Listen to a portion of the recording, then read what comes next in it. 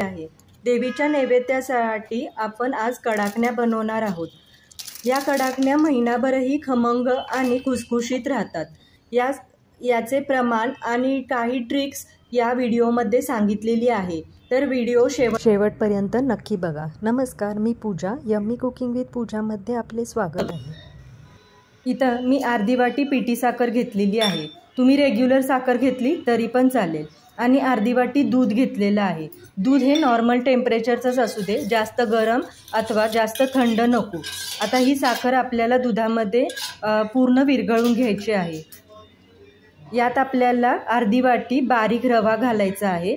बारीक रवा नसेल तर जाड रवा आहे, तो मिक्सरला वाटून घेतला तरी पण चालेल। आणि 2 वाट्या मैदा घेतलेला आहे। हा मैदा आपल्याला चाळून घ्यायचा आहे। आता ह्याच्या कडाकण्या खुसखुशीत होण्यासाठी इथं मी 3 चमचे तेलाचे मोहन घातलेले आहे। तुम्ही तेलाच्या ऐवजी तुपाचेही मोहन घालू शकता, जेणेकरून आपल्या कडाकण्या आहे त्या दीर्घकाळ खुसखुशीत राहतात। आता हे छान आपल्याला मिक्स करून घ्यायचं आहे। डायरेक्ट हाताने मिक्स करू नका, तेल गरम असल्यामुळे आपण पहिल्यांदा चमच्याने मिक्स करून घेऊया। आता इथं छान मिक्स झाल्यानंतर चमच्याने आता आपण हाताने ही कणिक मळून घेऊया। आता आपल्याला इथं परत दुधाचा किंवा पाण्याचा वापर नाही करायचा आहे। जेवढं आपलं दूध आणि तेल मोहन घातलेलं आहे त्यातच आपल्याला ही कणिक पहिल्यांदा मळून घ्यायची आहे। कणिक मळताना आपल्याला ही सॉफ्टच मळायची आहे, कारण थोड्या वेळानं रवा हा फुलला जातो आणि कणिक आपली खूप घट्ट होऊ शकते। आता इथं मी 1 चमचा दूध घेतलेलं आहे, कारण कणिक आहे ती कोरडी पडायला लागलेली आहे।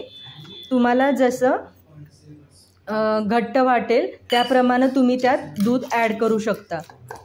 इथं मी पूर्ण कणिक मळण्यासाठी परत 2 चमचे दूध वापरलेले आहे। आता याच्यानं आपली कणिक एकदम मऊसर मळून झालेली आहे। जेवढी तुम्ही कणिक जास्त मळाल किंवा छान मळाल त्याप्रमाणे कडाकण्या आपल्या एकदम खुसखुशीत होतात। आता इथं बघू शकता कणिक एकदम सॉफ्ट झालेली आहे। आता ह्याला आपण झाकून एक 15 मिनटं मुरू द्यायची आहे। 15 मिनटानंतर बघू शकता कणिक एकदम सॉफ्टच आहे, जास्त कडक पण झालेली नाही आहे। जास्त कडक झाली असेल तर परत एकदा तुम्ही 1 चमचा दुधाचा वापर करून कणिक सैलसर करून घ्या। आता इथं मी आपल्याला जेवढी मोठी कडाकणी करायची आहे त्याप्रमाणे आपण गोळे तयार करून घेऊया। इथं मी 5-6 गोळे तयार करून घेते, जेणेकरून लाटून पटकन आपल्याला तळता येतील। एकदम सगळ्या लाटून मग तळू नका, नाहीतर मग ज्या पुऱ्या आपण कडाकण्या लाटतात त्या वातट होतील किंवा खूप कडक होतील। आता ह्याला गोळ्याला थोडासा मैदा लाटून आपल्याला एकदम जेवढी तुम्हाला पातळ लाटता येईल तेवढी ती आपल्याला पातळ लाटायची आहे। जास्त जाड लाटली तर ती पुरीसारखी टम्म फुगेल, त्यामुळे आपल्याला पातळ लाटायची आहे कडाकणी।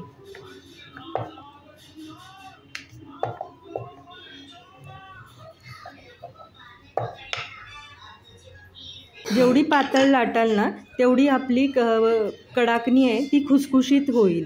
आता ह्याला आपल्याला जर आकार द्यायचा असेल तर तुम्ही यासाठी एखादं टोपण किंवा झाकण असते किंवा डिश असेल त्याच्यानं एकसारखा आकार दिला तर सगळ्या कडाकण्या एकसारख्या होतील आणि आकारही खूप छान दिसेल। इथं मी एखाद्या डिशचा वापर केलेला आहे। आता इथं बघू शकता की एकदम कडाकणी पातळ लाटलेली आहे। याप्रमाणे मी सगळ्या कडाकण्या लाटून घेते। इथं मी 7 कडाकण्या लाटून झालेल्या आहेत, या आपण तळून घेऊया। आता इथं तेल छान तापलं की आपण गॅस बारीक ठेवायचा आहे आणि कडाकणी तळून घ्यायची आहे। जास्त गॅस मोठा करू नका, नाहीतर आपल्या कडाकणीच्या पिठामध्ये साखर आहे, त्यामुळे ती पटकन कडाकणीला लालसर रंग येऊन ती करपू शकते किंवा जास्त डार्क कलर येईल। आणि ही 2 ते 3 मिनिटात आपली कडाकणी तळून होते। आणि जोपर्यंत पांढरा रंग आहे तोपर्यंतच काढून घ्यायची, कारण जसजसं ती गार होईल तोपर्यंत तिचा कलर परत तांबूस व्हायला सुरुवात होते। आता मस्त अशा कडाकण्या तयार झालेल्या आहेत। तळायला पण जास्त त्रास नाही होत आणि लाटायला पण त्रास नाही होत। इथं मस्त अशा कडाकण्या तयार झालेल्या आहेत आणि एकदम खुसखुशीत झालेले आहेत। तर तुम्ही नक्की यावर्षी ट्राय करा आणि जर माझं चॅनल अजूनही सबस्क्राईब केलं नसेल तर प्लीज सबस्क्राईब करा, लाईक करा आणि कॉमेंट करून सांगा कशी वाटली रेसिपी। आणि तुमच्या नातेवाईकांनाही शेअर करा। थँक्यू।